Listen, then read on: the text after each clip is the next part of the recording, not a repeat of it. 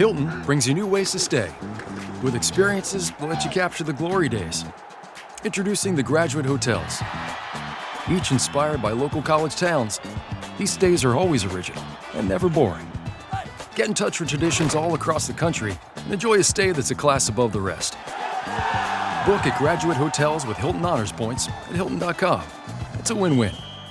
Hilton, for the stay.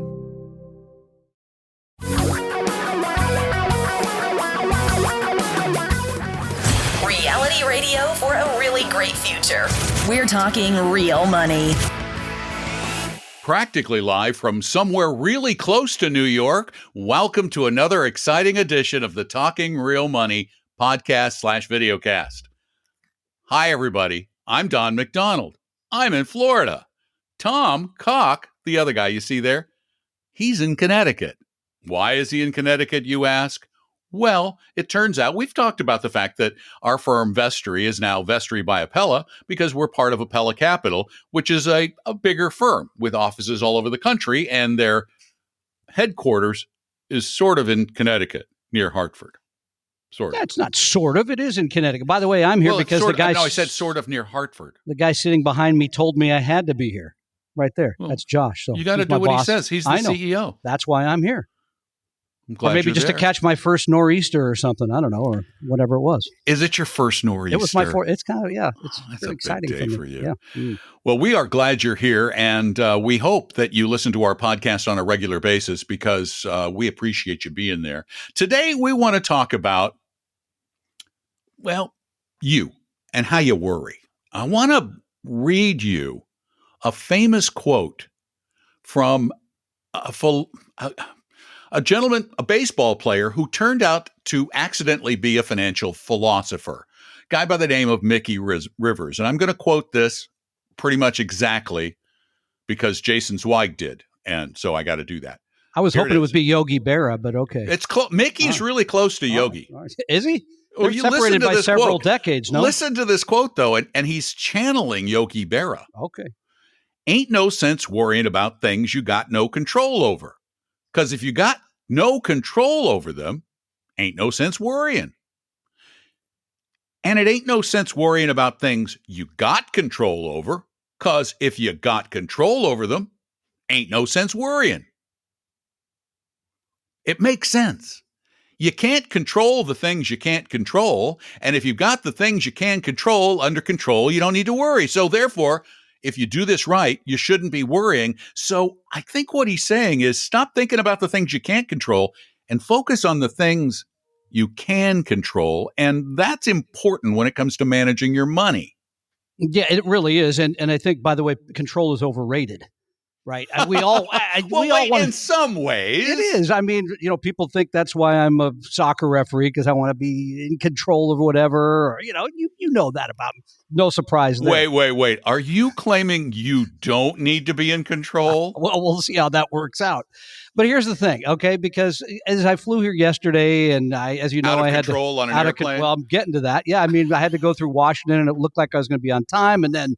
Wait a minute, they circled Washington for about a half an hour, I think maybe to check on my party affiliation. But we finally landed. I barely made the connection, et cetera. I had no control. Zero. Whatever that plane was going to do, that's what I was going to do. Wait, they wouldn't let you into the cockpit and demand that they land immediately, sir? They would let me anywhere within about 20 feet of the cockpit. But when it comes to investing, yeah, you do not have any control over what the future of markets will look like, right? Stock, bond, cash, REIT, whatever it is. You have very little control about what the sort of economy is going to look like into the future. We certainly hope it in some ways looks like the past, but we don't know. We hope that all those things we told you to do for many, many years work out, but the future could be dramatically different. Dramatically different. Like that? Yeah, all right. I'm trying to shake up our live studio audience, which we don't have very often. But what about the things you actually can control? Okay, here's one that you should. And many of you do not. And that is how much risk you are taking. I'm lucky because I get to talk to maybe 5 new people every week that come in with their portfolio and they say, oh, I want a low-cost conservative approach. And it turns out that 90% of their money is in one stock. Not conservative. No, that is not conservative. But you should know always what your stock, bond, cash position is. You should know, and you should know what you're trying to achieve with that money, how much money you're trying to make, how much volatility you're willing to accept. Risk, that is something you can actually control. And how much volatility you might have to take depending on what you want. Indeed. And most people that I talk to do not. Number 2 is diversification. We've talked about what real diversification is. It is not the Standard & Poor's 500. It's not even the Russell 3000. It really is tens or like 12,000 stocks around the globe, right? U.S., international, big, small, all of those things, because we have no idea over the next 20, 30, 40, 50 years which ones will be the best ones to own. And I know Don always tells you only buy the stocks that go up. No, wait, that's you. Oh, that's me. That's right. All right, number 3. Here's the thing. You got to quit confusing us. I'm not the only one. Here's something you actually you can control this one. Yeah. How much you pay others. And again, many of you are not paying attention. We just had a conversation with a guy this week, right, who was in the, can I say it, American funds, and didn't know the expense ratio of the fund, which was like 70 basis points. Yeah, he was in the American funds in his 401k. Yeah, which was less than ideal. He's paying a lot of money that he had no idea. You need to know what you're paying others, and you should try to pay as little as possible. I'll just leave it at that. Here's a fourth one that is really hard, and the emotional part of all this, controlling your emotions. Now, that's so easy to say, right, when markets are good, things are looking positive, right? But when it goes the other way, it's March of 2020 or the fall of 2008, or for those of you who are really old, like 2001, or you want to go back to 73, 74, when markets go down dramatically, you find out about your emotions. Here's an idea. 2 things. Number 1, I have urged people to do this many times. When markets go down, and it's painful, write it down on a piece of paper so that when they go up, you can write another piece of paper that said, I feel horrible then, I feel great today. So you understand your emotions about all this. Number 2, we give you a free risk quiz, and you can go learn about yourself around your emotions. But here's the one most of you need, and something that Don told you didn't need for many, many years, and that is most people need an advisor to put the plan together, to make sure they're properly allocated, and to keep you on the straight and narrow. That's the toughest part. Yeah, that is really, for a lot of people, a bigger key than I used to think it was.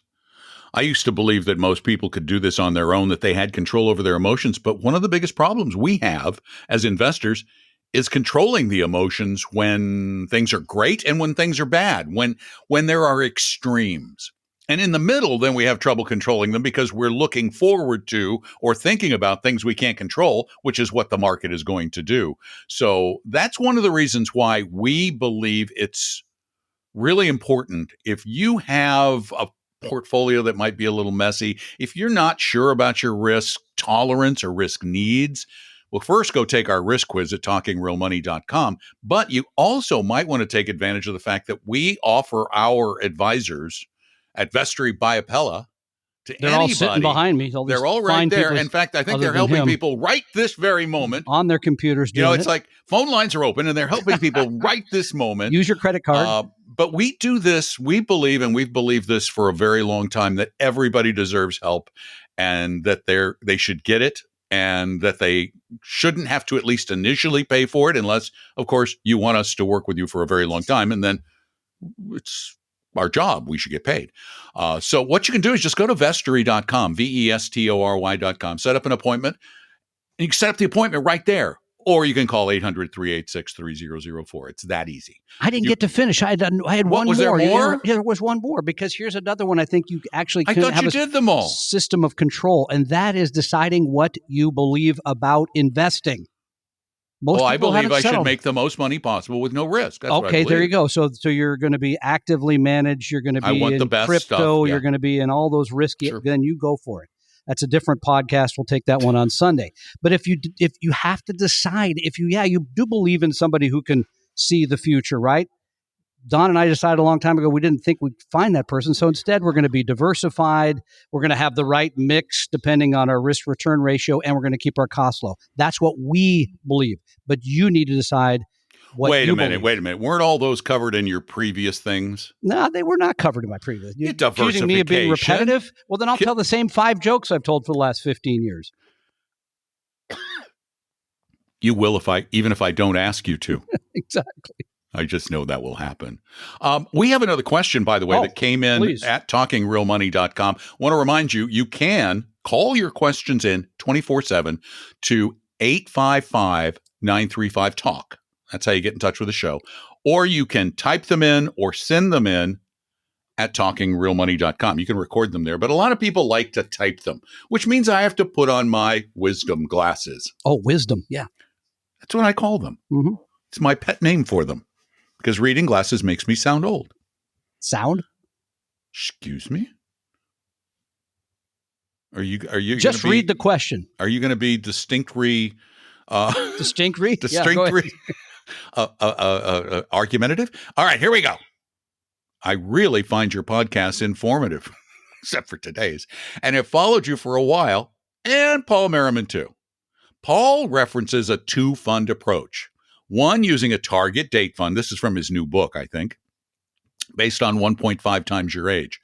What date does one use for target date funds for a retiree? For example, a 60-year-old who's retired times 1.5 suggests using a 90% target date fund. But what year? The current year? 20, 30 years from now? Typically, target date funds are set up for a retirement year. So what date do you use when you're in retirement? Thanks. It's a great question. And I think you can find more about that at Paul's site if you wanted to go there, the two funds. But yes, and he's advocating, by the way, the target date plus a small cap fund, a U.S. small cap value fund, I believe. So you get some more exposure. Yes, in his to book, that. We're Talking Millions, Yeah, the exactly. audio version of which is, of course, narrated by a really fine narrator. Great talent of all time. Oh, my gosh. All right. So if you're already retired, I would recommend the 2020 because you're already retired. Crazy, okay. Huh? Because you retired and now it's if you retired in 2020, get the 2020. Why not? And then add in a little bit of small cap value. As you said, I think it's 90-10. So you're going to get small, and I don't know how much difference that's going to make with just 10% added to the target date fund, but it might make a little bit. Here's another idea. Oh, just different. Take the risk quiz at talkingrealmoney.com. Then look at what the suggested, and this is not exact, it's suggested, what the suggested allocation is. And then look at the 2015, the 2020, the 2030, whatever it might be, and find the one that is closest to that allocation. And what is the Vanguard 2020 stock to bond ratio? I imagine it's somewhere around 60-40 or 50-50, something fairly low risk anyway. I did not know you would be asking that. Well, and this is one of the issues in a general sense I have with target date funds, because they're telling you you're 60 years old, here's what your asset allocation should be. What you're saying, Don, is correct. It should match up more with your emotions, with how much money you're trying to make, and with how much volatility you're willing to accept, rather than just sort of hitting you with that number. Yeah, because every retiree is not of the same mindset, is not of even necessarily similar risk tolerance. And by the by, this is very interesting.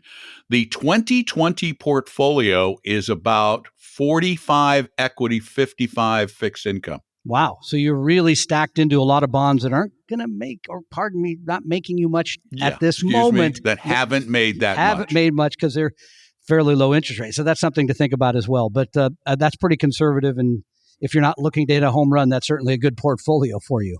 Yeah, because you won't hit a home run with that. No. Well, thank you for being with us for our very first ever podcast from Glastonbury, Connecticut. That's correct. During the nor'easter, I'm sorry. Seems to calm down a bit bit. out there. Northeaster, it's nor. It's a little. Is it calmed down a little? I barely see any wind out there, and it's all in this room. Most of the advisors here are asleep now, so I wouldn't know. Okay. Thank you all so much for being a part of our little get together. We really appreciate you being there. If you get a chance, tell a friend or 1,000. Do you have 1,000 friends? If you do, yes, please. Do something on Facebook to click with us or something. I don't know how that works, but you do. Use that Facebook like button or something. Do something positive. Help us out. Build the audience, because there are a lot of really garbage podcasts up there that have bigger audience than ours.